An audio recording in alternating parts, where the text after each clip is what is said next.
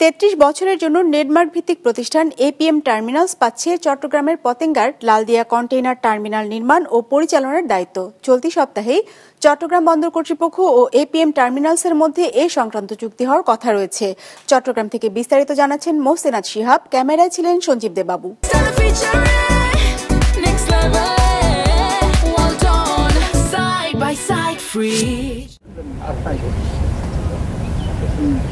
ভৌগোলিক অবস্থানের কারণে কর্ণফুলী নদীর লালদিয়ার চরে কন্টেইনার টার্মিনাল নির্মাণের কথা শোনা যাচ্ছিল বহু বছর ধরে।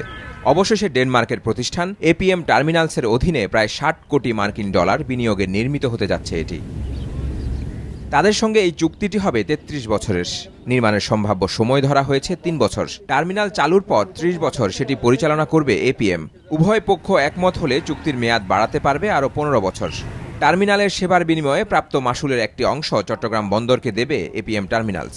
আর চুক্তি সইয়ের পর প্রায় ২৫০ কোটি টাকা সাইনিং মানি পাবে বাংলাদেশ। চুক্তির বিভিন্ন বিষয় নিয়ে কয়েক মাস ধরে দর কষাকষির পর অবশেষে হয়েছে সমঝোতা, জানিয়েছেন নৌ পরিবহন উপদেষ্টা সাখাওয়াত হোসেন। ৪ মাস ধরে নেগোসিয়েশন চলছে। যেমন আপনারা জানেন যে নেগোসিয়েশন করতে করতে চলে গেছে, কারণ আমরা একটা রেট বলেছি, সেই রেটে তারা রাজি হয়নি বলে আমরা বলছি যে আমরা এর নিচে নামতে পারবো না।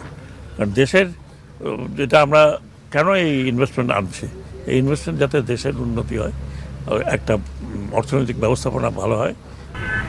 টার্মিনালের মালিকানা থাকবে চট্টগ্রাম বন্দরের হাতে। আশা করা হচ্ছে সেখানে বছরে ৮ লাখ টিইউএস কন্টেইনার ওঠানামা হবে। সেখানে হতে পারে ৫০০ থেকে ৭০০ মানুষের কর্মসংস্থান।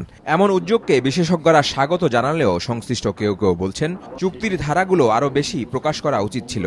মার্কস লাইন আসতেছে, অবশ্যই এটা আমাদের জন্য অত্যন্ত সুসংবাদ, ভালো সংবাদ। কিন্তু আমাদের যারা বন্দর ব্যবহারকারী আছে, চুক্তিগুলোর বিষয়গুলো যদি ওপেন করা যেত, তাহলে সেখানে আমাদের কিছু মতামত দেওয়ার সুযোগ থাকতো। এপি মুলার যে কাজ করবে, তারা যদি ৪০ বছর আগামী ৪০ বছর কাজ করে, তো ৪০ বছরে তাদের কি প্ল্যান, সেই প্ল্যানটা কিন্তু আমরা আসলে কেউ জানি না। যে বন্দরটা করছি, সেই বন্দরটা কতটা কমপ্লায়েন্স মেনটেন করছে। যে সবাই মনে করছে যে তাড়াহুড়ো করে হচ্ছে, বন্দর অপারেট করলে সার্বভৌমত্ব নষ্ট হবে, তাহলে আমেরিকার সার্বভৌমত্ব, ভারতের ৭-৮টি বন্দরের সার্বভৌমত্ব বহুভাগে নষ্ট হয়ে গেছে।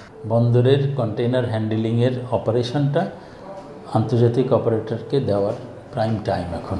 ধরে নেওয়া হয় যে উইন উইন সিচুয়েশনে আপনার চুক্তিটা সাইন হচ্ছে। এখানে ক্ষেত্রে বলা হচ্ছে ৩০ বছরে হবে, ১৫ বছর এটা যে কোনো চুক্তিতে থাকে, যে সব কিছু ঠিকঠাক থাকে, অনেক বিনিয়োগ থাকে, আরও ১৫ বছর বাড়ানো যাবে। লালদিয়ার চরে এই কন্টেইনার টার্মিনাল নির্মাণ প্রকল্প হতে যাচ্ছে দেশের ইতিহাসে ইউরোপ থেকে আসা সবচেয়ে বড় প্রত্যক্ষ বিনিয়োগ। মোহসেনাত শিহাব, বিজনেস রিপোর্ট, মাছরাঙা টেলিভিশন।